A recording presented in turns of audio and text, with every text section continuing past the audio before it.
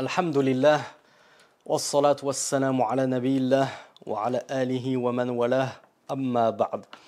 Dans la question 64, le cheikh nous dit ماذا يتضمن اسمه العلي الأعلى وما في معناه كالظاهر والقاهر والمتعالي. Donc, le cheikh nous dit dans la question 64, qu'est-ce qu'implique le nom d'Allah Al-Ali Al-A'la, le très haut, le plus haut, et tous les autres noms divins abondants dans le même sens, comme Al-Zahir, l'apparent, Al-Qahir, le prédominant, Al-Muta'ali, l'élevé. Qu'est-ce qu'ils impliquent, ces sens-là? Comment est-ce qu'il faut les comprendre correctement? Le cheikh nous dit يتضمن اسمه العلي الأعلى الصفة المشتق منها. Donc on l'a vu dans les cours précédents, les noms d'Allah subhanahu wa ta'ala, on peut en extraire et déduire des caractéristiques, des attributs d'Allah subhanahu wa ta'ala. Eh bien on déduit parmi les attributs d'Allah subhanahu wa ta'ala découlant de son nom Al-Ali, Al-A'la, c'est le plus haut, c'est le très haut. Thubutul uluw lahu.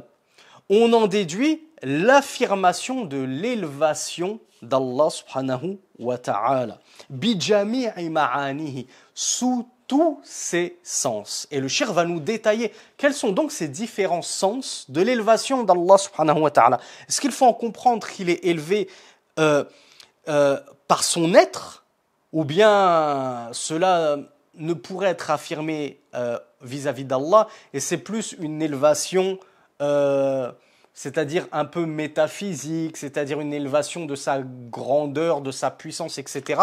Mais lui, Allah lui-même, on ne peut pas dire qu'il est élevé, comme le prétendent par exemple les Asha'ira et ceux qui ont cheminé sur la même voie qu'eux. Le cheikh nous dit donc qu'avec ces noms d'Allah subhanahu wa ta'ala, on en déduit qu'il a l'attribut de l'élévation. Comment est-ce qu'il faut la comprendre? Premièrement, l'élévation, c'est vraiment une élévation de son être. Donc, uluwu fawqiyatihi ta'ala ala arshihi.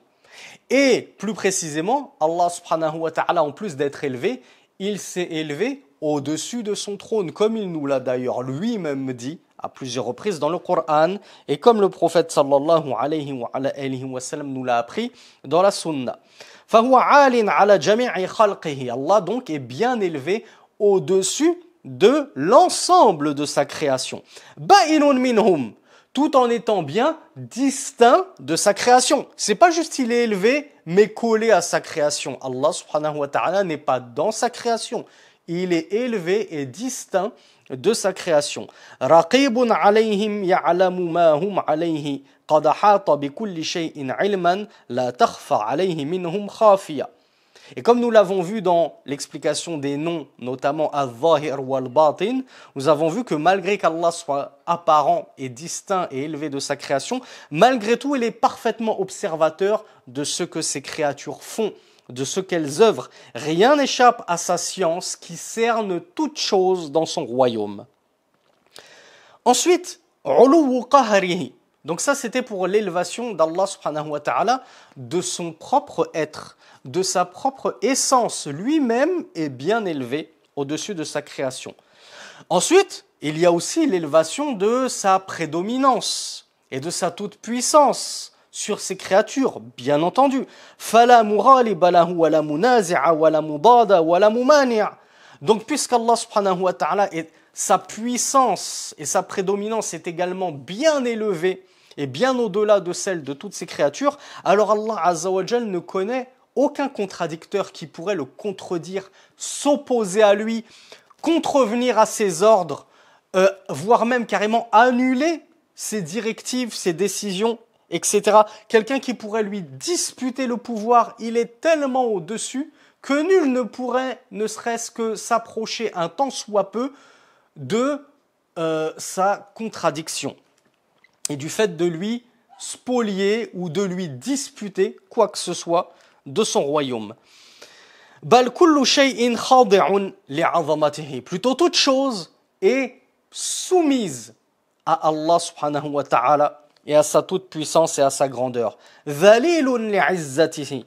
Toute chose est humiliée devant Allah subhanahu wa ta'ala mustakinun li kibriyaihi tahta tasarrufihi wa qahrihi. Toute chose est sous la pleine directive et direction d'Allah et sous son contrôle total. Nul ne peut échapper à l'ordre d'Allah et à son contrôle et à sa prédominance. La khuruja lahu min qabdatihi. Nul ne pourrait se soustraire à Allah subhanahu wa ta'ala, aussi grand et fort se pense-t-il être. Et enfin, parmi l'essence de l'élévation d'Allah, outre son être et sa toute prédominance, il y a l'élévation de tous ceux qui fait Allah subhanahu wa ta'ala. Uluwu sha'nihi. فجميع صفات الكمال له ثابتة وجميع النقائص عنه منفية عز وجل وتبارك وتعالى وجميع هذه المعاني للعلو متلازمة لا ينفك معنى منها عن الآخر. Donc le cheikh nous dit enfin, tout ce qui fait Allah, c'est-à-dire tous ces attributs à Allah subhanahu wa ta'ala, eh bien ce sont des attributs de perfection. Ils sont élevés, donc Allah est élevé, donc tous ces attributs sont élevés, ce sont tous des attributs de perfection. Et toute imperfection, tout défaut, tout manque, toute faiblesse est absolument éloigné d'Allah subhanahu wa ta'ala et nié à Allah subhanahu wa ta'ala. Et Allah en est exempté et purifié de tous ces vices. Donc tous les sens inhérents à Allah subhanahu wa ta'ala concernant son élévation qu'on vient de voir, ils ne sauraient s'exclure les uns les autres. Mais tous ces sens, donc c'est-à-dire son élévation de son propre être, l'élévation de ses attributs, de ses nobles qualités et caractéristiques, l'élévation bien sûr de sa puissance et de sa prédominance, tout ça ne forme qu'un. On ne va pas dire non, on ne va pas attribuer et affirmer l'un au détriment de l'autre, comme le font certaines sectes égarées en islam.